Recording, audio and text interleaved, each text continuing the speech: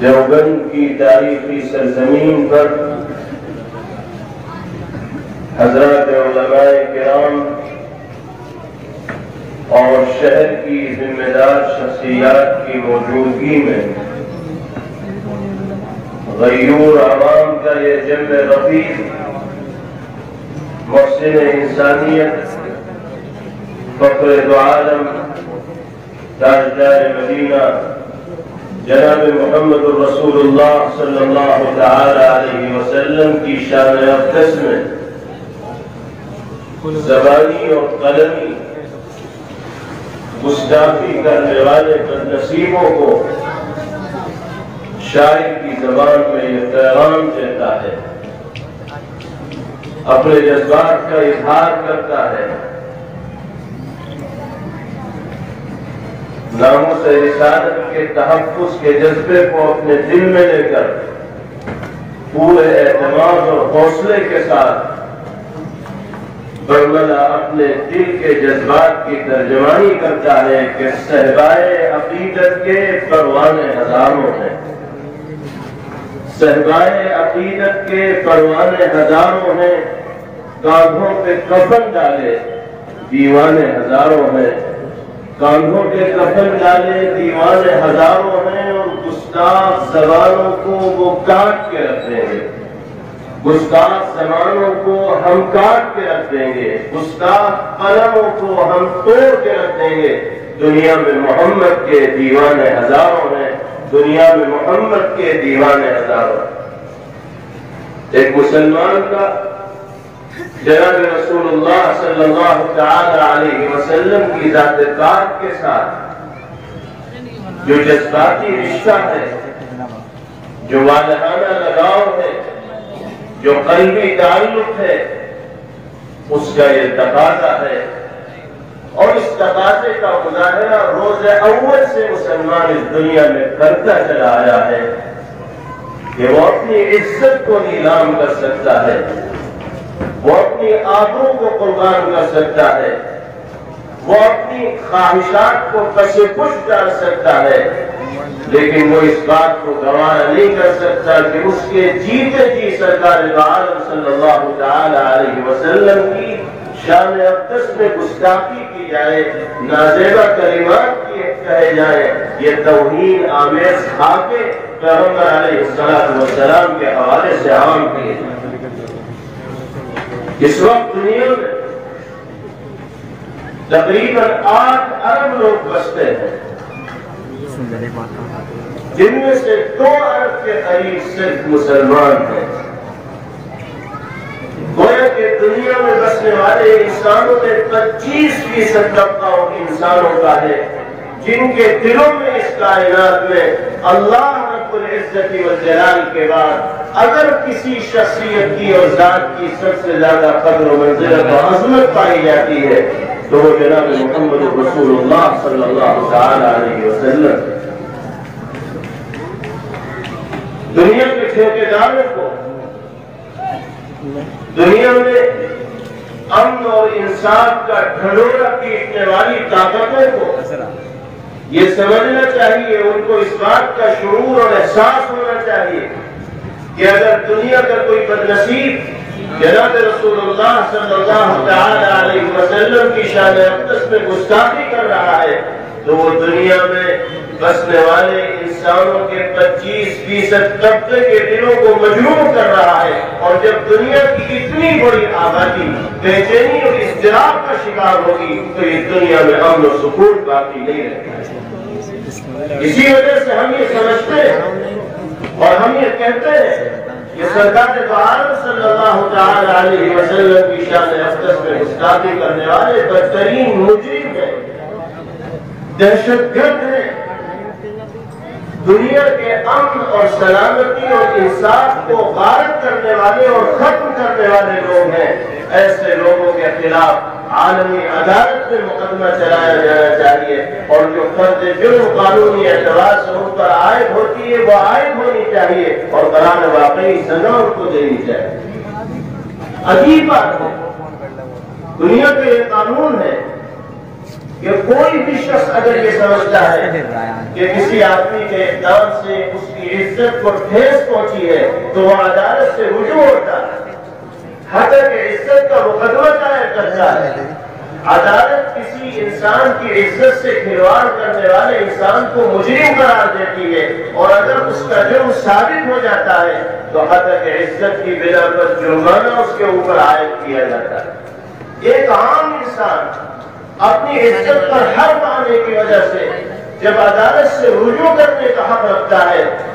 تو مذہبی پیشواؤں میں سے اگر کسی پیشوا کو کوئی انسان تنقید کا نشانہ بنا رہا ہے، ان کی عزت سے کھلواڑ کر رہا ہے، جناب رسول اللہ صلی اللہ علیہ وسلم کی شان اقدس میں گستاخی کر رہا ہے، تو اس کو جرم دنیا کیوں تصور نہیں کرتی؟ اور اگر جرم تصور کیا جاتا ہے تو ایسے مجرموں کے خلاف کارروائی کیوں نہیں کی جاتی؟ یہ دوہرا پیمانہ اور دوہرا رویہ دیکھنے کو کیوں ملتا ہے؟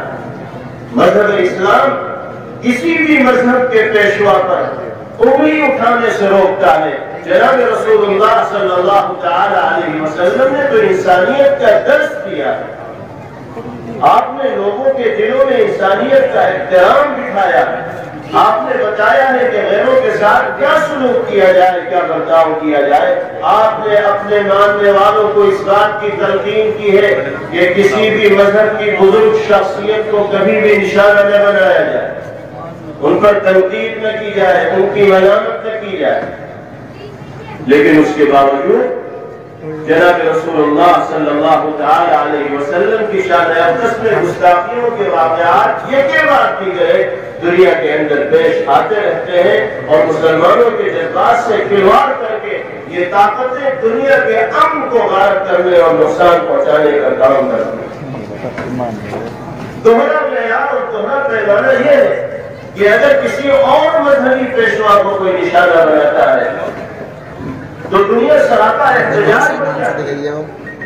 اور اس شخص کو مجرم بنا کر دنیا میں پیش کیا جاتا ہے،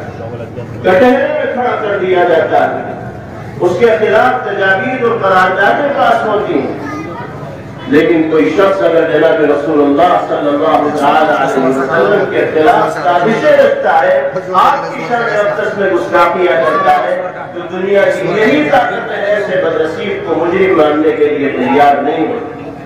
اور کہہ دیتی ہے کہ اظہار رائے کی آزادی ہے، جو چاہے اپنی رائے کا اظہار کر لے۔ حالانکہ یورپی یونین کی عدالت برائے حقوق انسانی اس بات کا فیصلہ کر چکی ہے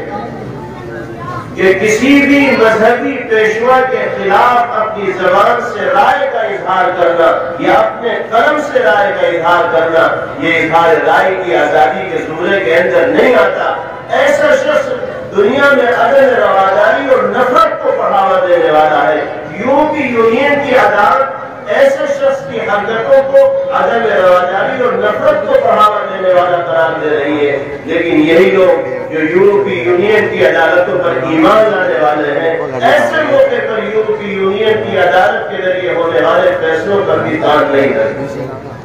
ہونا تو یہ چاہیے تھا کہ اس موقع پر جب فرانس کے صدر نے نبی کریم علیہ السلام کی شان اقدس میں گستاخی کی جسارت کی اور توہین آمیز خاکوں کو چسپاں کرنے کا اعلان کیا، تو ساری دنیا فرانس کے صدر کی دہشت گرد ہونے کا اعلان کرتی، اس کے خلاف تجویزیں پاس کرتی، مذمت کرتی۔ لیکن دنیا یہ تو خاموش تماشائی بنی ہوئی ہے۔ یہ دنیا میں امن اور رواداری کے دشمن فرانس کے صدر کی مذمت کرنے کے بجائے اس کی تعریف اور حمایت کرتے ہیں۔ افسوس کی بات یہ ہے کہ ہمارے ملک کی حکومت تھی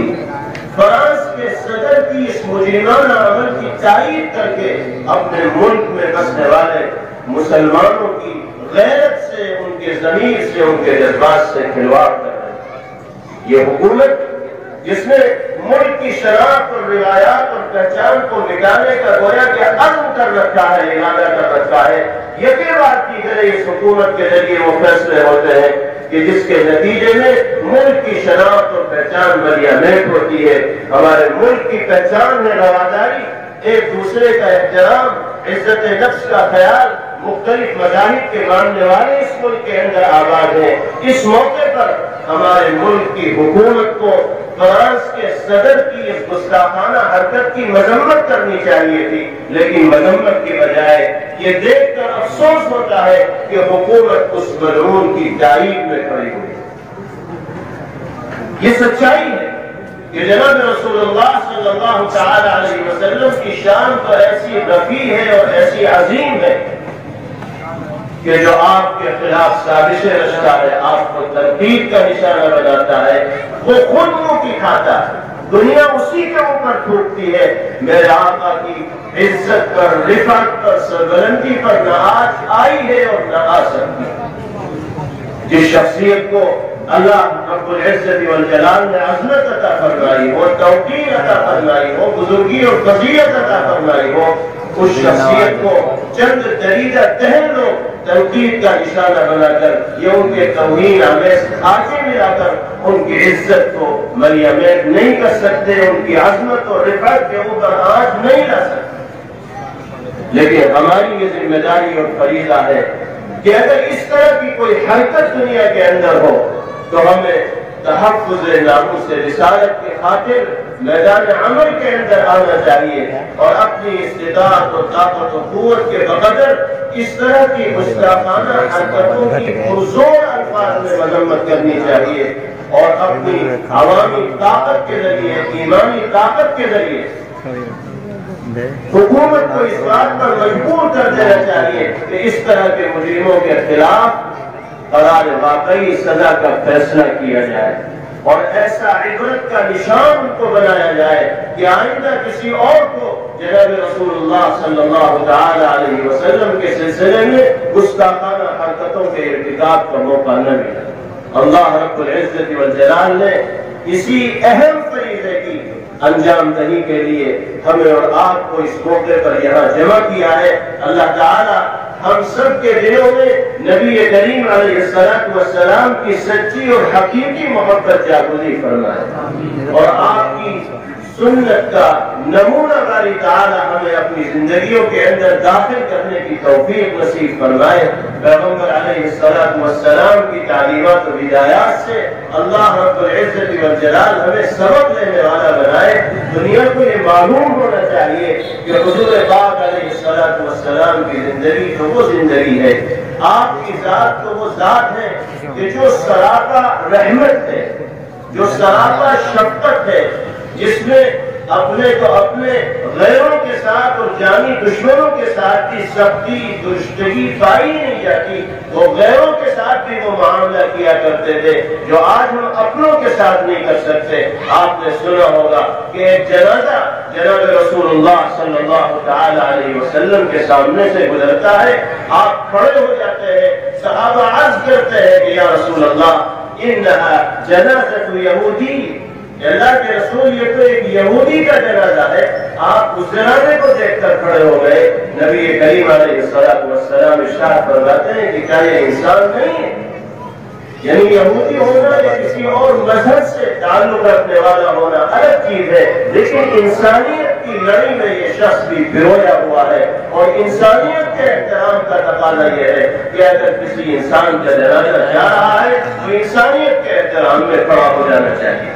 یہ جذبہ جناب رسول اللہ صلی اللہ علیہ وسلم کے دل کے اندر پایا جاتا ہے۔ جو طاقتیں پیغمبر علیہ السلام کی توہین آمیز خاکوں کی اشاعت کر رہی ہیں اور اس پر اصرار کر رہی ہیں،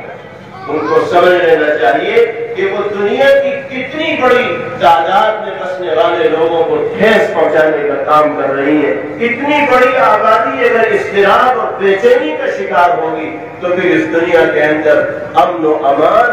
آشتی اور سلامتی باقی نہیں رہ پائے گی۔ ہمارا عالمی برادری سے یہ مطالبہ ہے کہ وہ اپنی حکمرانی کی طاقت و قوت کا استعمال کرے اور فرانس کی اس گستاخانہ حرکت پر سفارتی تعلقات فرانس سے یکسر ختم کر دیں، اس کو یہ باور کرائے کہ نبی پاک علیہ السلام کی شان اقدس میں گستاخی کی وجہ سے ہمارے دلوں میں کس طرح کی ناراضگی، ہمارے عوام کے دلوں میں کس طرح کی بے چینی پائی جاتی ہے۔ اس موقع پر ضرورت ہے کہ مسلم حکمراں اپنی ذمہ داری کو ادا کرنے والے بنیں۔ اللہ تعالیٰ نے ان کو حکومت دی ہے، اقتدار دیا ہے، طاقت دی ہے، قوت دی ہے، اگر وہ اس موقع پر بھی نبی پاک علیہ السلام کی ناموس کی تحفظ کے خاطر کوئی بڑا قدم نہیں اٹھائیں گے تو پھر اللہ کے سامنے جواب دینا ان کے لیے مشکل اور بھاری ہو جائے گا۔ نبی کریم علیہ السلام کو منہ دکھانا ان کے لیے مشکل ہوگا۔ آج افسوس کے ساتھ ہمیں یہ بھی کہنا پڑتا ہے کہ عوام کو اضطراب و بے چینی کا شکار ہو کر سڑکوں پر آ رہی ہے اور قرآن اور مؤثر احتجاج کر رہی ہے، لیکن جن حکمرانوں کو اس موقع پر تحفظ ناموس رسالت کے خاطر مضبوط اور مؤثر قدم اٹھا کر فرانس کے صدر کو اپنے قدموں میں گرنے پر مجبور کر دینا چاہیے تھا، آج ان مسلم حکمرانوں کی زبانوں پر تالے لگے ہوئے ہیں۔ کوئی اقدام کرنا تو دور کی بات ہے، وہ صحیح طور پر مذمت کرنے کی بھی ہمت اور جرأت نہیں کرتا۔ جب ایمان اتنا کمزور ہو جائے گا اور مصلحت اتنی حاوی ذمہ داروں کے ذہن و دماغ پر ہو جائے گی تو پھر عزت کے ساتھ اس دنیا کے اندر اہل ایمان کا جینا مشکل سے مشکل تر ہوتا چلا جائے۔ عوام سے ہمارا یہ مطالبہ ہے، جیسے اس اسٹیج سے کہا گیا کہ ہم فرانس کی مصنوعات کا بائیکاٹ کریں، اس لیے کہ اس ملک میں رہتے ہوئے فرانس کے صدر کی اس گستاخانہ حرکت کا نوٹس اگر ہم لیں گے تو اس کا یہی ایک طریقہ ہو سکتا ہے کہ معاشی طور پر ہم ان کو جتنا نقصان پہنچا سکتے ہیں اپنی ذات کے ذریعے پہنچائیں، لیکن قانون کو ہمیں اپنے ہاتھ میں نہیں رہنا ہے۔ صبر و تحمل کے ساتھ ملکی قانون کی پوری پاسداری اور رعایت کرتے ہوئے اپنے دلی جذبات کا اظہار کرنا ہے، اپنے قلبی جذبات کی ترجمانی کرنی ہے۔ اس ملک کی کوئی عدالت اور کسی طرح کا کوئی قانون ملک میں بسنے والے باشندوں کو اپنے دلی جذبات کے اظہار سے نہیں روکتا۔ آج کا یہ احتجاج بھی قانون کے دائرے میں کیا جانے والا احتجاج ہے، اور اس احتجاج کے ذریعے، اس موقع اسٹیج کے ذریعے ہم اپنے ملک کی حکومت سے یہ مطالبہ کرنا چاہتے ہیں کہ آپ اپنے ملک میں بسنے والے مسلمانوں کی ضمیر کی آواز کو پہچانیے، ہمارے جذبات کو جانیے۔ ہم اسی ملک کے باسی اور رہنے والے ہیں، آپ کو اللہ نے ہم پر حکمراں بنایا ہے، آپ کی ذمہ داری اپنی تمام رعایا کے ساتھ یکساں سلوک اور یکساں برتاؤ کرنے کی ہے۔ آپ نے یہ نعرہ دیا کہ سب کا ساتھ اور سب کا وکاس، نعرہ تو یہ دیتے ہو اور حرکتیں ایسی کرتے ہو کہ بس ایک ہی کا جھنڈا لے کر چلیں گے، دوسرے کی کو ہم جڑ کھوکھلی کرنے کی کوشش کریں گے، تو آپ کا دعویٰ آپ کے عمل سے کے ساتھ میل کھانے والا نہیں ہے۔ اگر آپ سب کا ساتھ اور سب کا وکاس کرنا چاہتے ہیں تو مسلمانوں کے جذبات پر آرے چلانے والا کام آپ کیوں کر رہے ہیں؟ آپ کو مسلمانوں کے جذبات کی ترجمانی کرنی چاہیے تھی، آپ کو فرانس کے صدر کو سمجھانا چاہیے تھا کہ تم اس طرح کی گستاخانہ حرکت کر کے دنیا میں عدم رواداری، عدم تحمل اور نفرت کو بڑھاوا کیوں دے رہے ہو؟ لیکن آپ نے اپنی ذمہ داری سے منہ موڑ کر دہشت گردی کا ارتکاب کرنے والے فرانس کے صدر کی تائید کی ہے، اور تائید بھی اس انداز میں کی ہے کہ ہم فرانس میں ہونے والی دہشت گردی کے خلاف ہیں اور فرانس کے ساتھ دہشت گردی میں ہم اس کے شانہ بشانہ شامل ہیں۔ آپ کو سوچنا چاہیے تھا کہ فرانس کا صدر خود دہشت گردی کر رہا ہے، آپ کو دنیا سے دہشت گردی مٹانے کا دم بھرتے ہیں۔ ایک طرف تو آپ کا دم بھرنا ہے، اعلان کرنا ہے، اور دوسری طرف اس ملعون شخص کا ساتھ دینا ہے جو اپنے غلط اقدام کے ذریعے دنیا کو دہشت کے گہرے گڑھے کے اندر ڈالنا چاہتا ہے اور دنیا کی آبادی کو اضطراب اور بے چینی کا نشانہ بنانا ہے۔ ہم ملک کے باسی ہیں، باشندے ہیں،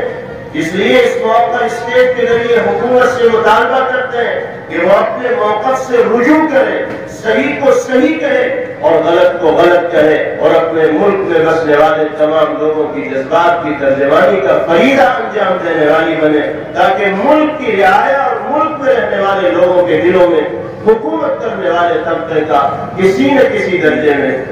ان کی عزت آ جائے، ان کا احترام آ جائے، ان کے سلسلے میں کوئی گوشہ آ جائے۔ لیکن اگر قدم بقدم مسلمانوں کے خلاف اقدامات کیے جائیں گے تو خلیج بڑھتی چلی جائے گی، دوری ہوتی چلی جائے گی۔ اور عوام سے ہمارا یہ مطالبہ ہے کہ اس طرح کے حالات میں سب سے اہم ذمہ داری ہر مسلمان کی یہ ہے کہ وہ جناب رسول اللہ صلی اللہ تعالی علیہ وسلم کی مبارک و پاکیزہ زندگی کو، آپ کی تعلیمات و ہدایات کو، آپ کے کردار و اخلاق کو اپنی زندگی کے اندر نافذ کرنے کی اور ہر ممکن طریقے سے داخل کرنے کی کوشش کریں۔ دنیا نبی کریم علیہ السلام کی شان اقدس میں گستاخی کر کے، آپ کی غلط تصویر پیش کر کے ہمیں اور آپ کو پیغمبر علیہ السلام سے دور کرنا چاہتی ہے۔ ایسی طاقتوں کا جواب دینے کے لیے، ایسی طاقتوں کا منہ توڑ جواب دینے کے لیے ضروری ہے کہ تم جتنا ہمیں پیغمبر علیہ السلام سے دور کرنا چاہو گے، ہم نبی کریم علیہ السلام سے اتنے ہی قریب ہو کر زندگی گزاریں۔ پیغمبر علیہ السلام وعدے کے پکے تھے، عفو درگزر اور معاف کرنا نبی کریم علیہ السلام کا شیوا تھا۔ آپ کے اخلاق اور آپ کا کردار ایسا نمایاں اور بہترین تھا کہ جو ایک مرتبہ آپ سے ملتا تھا متاثر ہوئے بغیر نہیں رہتا تھا۔ پڑوسیوں کے ساتھ آپ کا کیسا معاملہ تھا، غیر مسلموں کے ساتھ آپ کا کیسا معاملہ تھا، رواداری اور تحمل و برداشت پیغمبر علیہ السلام کی زندگی میں کیسی پائی جاتی تھی، ان تمام چیزوں کو اچھی طرح پڑھ کر ہمیں اپنی زندگی میں داخل کر کے دنیا کے سامنے پیغمبر علیہ السلام کی تعلیمات و ہدایات کا اور آپ کے کردار کا عملی نمونہ اگر ہمارے ذریعے سے دنیا کے اندر پیش کیا جائے گا تو جن کے دلوں میں نبی کریم علیہ السلام کے سلسلے میں نفرت و غیر و عداوت کے جذبات پائے جاتے ہیں، انشاءاللہ وہ لوگ بھی آپ سے اور پیغمبر علیہ السلام سے محبت کرنے والے ہیں۔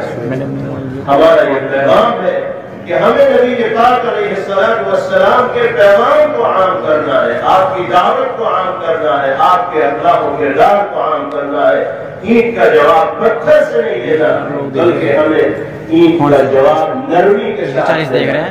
گالیوں کا جواب پھول سے دینا ہے، سختی کا جواب نرمی کے ساتھ دینا ہے۔ نبی کریم علیہ السلام نے فرمایا صل من قطعت واعف عمن ظلمت واحسن الى من اساء الیک، جو تم سے رشتہ ناطہ توڑ رہا ہے تم اس سے رشتہ جوڑنے والے بنو، جو تم پر ظلم و زیادتی کر رہا ہے تم اس سے درگزر اور معاف کر دو، اور جو تمہارے ساتھ بدسلوکی اور برا برتاؤ کرنے والا ہے تم اس کے ساتھ حسن سلوک اور اچھا برتاؤ کرنے والے۔ نبی پاک علیہ السلام کو آپ کی زندگی میں بھی لوگ ایذا دیا کرتے تھے، طرح طرح کے جملے پیغمبر علیہ السلام کے سلسلے میں کسے جاتے تھے، آپ کے دل کو ٹھیس پہنچتی تھی، آپ بے چین ہو جاتے تھے۔ اللہ رب العزت والجلال ان تمام چیزوں کا مشاہدہ فرما ہے۔ نبی کریم علیہ السلام کو تسلی دیتے ہیں باری تعالیٰ وَلَقَدْ نَعْلَمُ أَنَّكَ يَضِيقُ صَدْرُكَ بِمَا يَقُولُونَ۔ اے محمد صلی اللہ علیہ وسلم ہم جانتے ہیں، ہمیں سب کچھ معلوم ہے کہ ان لوگوں کے سخت جملوں سے آپ کا دل تنگ ہو رہا ہے، آپ کے دل کو ٹھیس پہنچ رہی ہے، آپ کی ہمت جواب دے رہی ہے، آپ کبیدہ خاطر اور رنجیدہ ہو رہے ہیں، لیکن آپ کو گھبرانے کی ضرورت نہیں، آپ کو مایوس ہونے کی ضرورت نہیں، آپ کو اپنی منزل سے پیچھے ہٹنے کی ضرورت نہیں، آپ مضبوطی کے ساتھ اسی راستے پر چلتے رہیے جس راستے پر چلنے کا حکم ہم نے آپ کو دیا ہے۔ آپ کو کیا کرنا ہے؟ فَسَبِّحْ بِحَمْدِ رَبِّكَ وَكُن مِّنَ السَّاجِدِينَ وَاعْبُدْ رَبَّكَ حَتَّى يَأْتِيَكَ الْيَقِينُ۔ آپ کو تو اپنے پروردگار کی حمد و ثنا اور تسبیح و تحمید میں لگے رہنا ہے، اللہ سے اپنے رشتے کو مضبوط سے مضبوط تر کرنا ہے۔ جس کا رشتہ اللہ سے مضبوط ہوگا دنیا کی کوئی طاقت اس کا بال بیٹا نہیں کر سکتی، سارا نظام اللہ رب العزت والجلال کے قبضہ قدرت میں ہے. جو کچھ ہوتا ہے اس کی مرضی اور منشا سے ہوتا ہے. اگر ہمارا اور آپ کا جوڑ اللہ سے مضبوط ہو جائے، ساری دنیا مل کر بھی اگر ہمیں نقصان پہنچانا چاہے گی تو ایک بال برابر بھی نقصان نہیں پہنچا سکتی. یہ ہمارا ایمان ہے، یقین ہے اور عقیدہ. ہدایت دی گئی کہ وَاعْبُدْ رَبَّكَ حَتَّى يَأْتِيَكَ الْيَقِينُ. جب تک جان میں جان رہے اپنے پروردگار کی عبادت کرتے رہیے، پرستش کرتے رہیے، غلامی کرتے رہیے، اس کی اطاعت میں زندگی گزارتے رہیے. یہ ہدایت اللہ نے نبی کریم علیہ السلام کو دی ہے. سب سے سخت حالات میں، اضطراب اور بے چینی کے ہر دور میں اللہ رب العزت والجلال کی اس ہدایت کے مخاطب ہم اور آپ بھی بنتے ہیں. ہمیں اور آپ کو سبب کے درجے میں اگر ایک طرف اس طرح کی گستاخانہ حرکتوں کے خلاف مؤثر اور قرآن قانون کے دائرے میں رہتے ہوئے احتجاج کرنا ہے تو دوسری طرف اپنے گریبان میں چھانٹ کر دیکھنا ہے کہ کہیں یہ تمام چیزیں ہماری برابری کے نتیجے میں وجود میں تو نہیں آئے، کہیں ہمارا رشتہ اللہ سے کمزور تو نہیں ہو گیا، کہیں اللہ کی ناراضگی اور غضب کو ہم اپنی بدعمالیوں کی وجہ سے مول لینے والے تو نہیں بن گئے. خدا نہ خواستہ اگر اس طرح کی بدعمالیاں ہماری زندگی میں ہے جو اللہ کے غیظ و غضب و غصے کو دعوت دینے والی ہے تو سب سے پہلے ان بدعمالیوں سے توبہ کرنی چاہیے، اللہ سے رجوع کرنا چاہیے، لوٹ جانے چاہیے. اللہ راضی ہوں گے تو کائنات کا ذرہ ذرہ ہم سے اور آپ سے راضی ہو جائے گا. اللہ ناصر و حامی اور مددگار ہوں گے تو دنیا کی کوئی طاقت ہمارا بال بہتر نہیں کر پائے گی. اس یقین کے ساتھ ناموس رسالت کے تحفظ کا جذبہ لے کر ہمیں اس جلسے سے واپس جانا ہے اور اس جذبے کو اپنے بھائیوں میں، اپنی بہنوں میں، آبادیوں میں، ملک میں بسنے والے لوگوں کے اندر عام کرنا ہے. اللہ تعالیٰ ہم سب کو اسی جذبے کے ساتھ جینے کی اور اسی جذبے کے ساتھ مرنے کی توفیق عطا فرمائے. اس وقت ہماری اور آپ کی اس مبارک و مسرور پروگرام میں شرکت یہ صرف اور صرف اللہ کی توفیق کے نتیجے میں ہوئی ہے. یقیناً اس پروگرام کا انعقاد کرنے والے لوگوں کی محنت و جدوجہد کا اس میں دخل ہے، لیکن میں یہ کہنا چاہتا ہوں کہ یہ کوئی ایسا کام نہیں ہے کہ جس پر مبارک بادی کی جائے ہمیں یا آپ کو، بلکہ یہ فریضہ ہے جس کو انجام دیا جا رہا ہے. ہم نماز پڑھتے ہیں تو ہمارا ہمارے نام پہ آ جاؤ بھائی، کوئی نیک کام کراؤں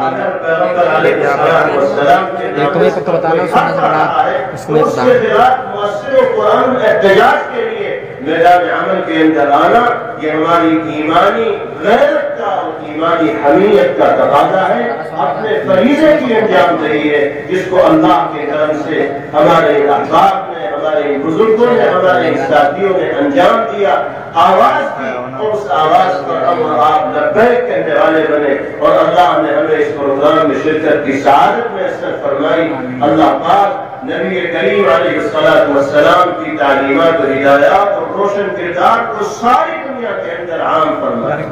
اور جو لوگ آپ کے کردار سے ناواقفی کی بنا پر آپ کی شان میں گستاخی کر رہے ہیں اللہ ان کو بھی ہدایت سے نوازے اور ان کو بھی میرے آقا کے دامن رحمت میں جگہ لینے کی توفیق نصیب فرمائے. وآخر دعوانا سبسکرائب اشاعت الاسلام.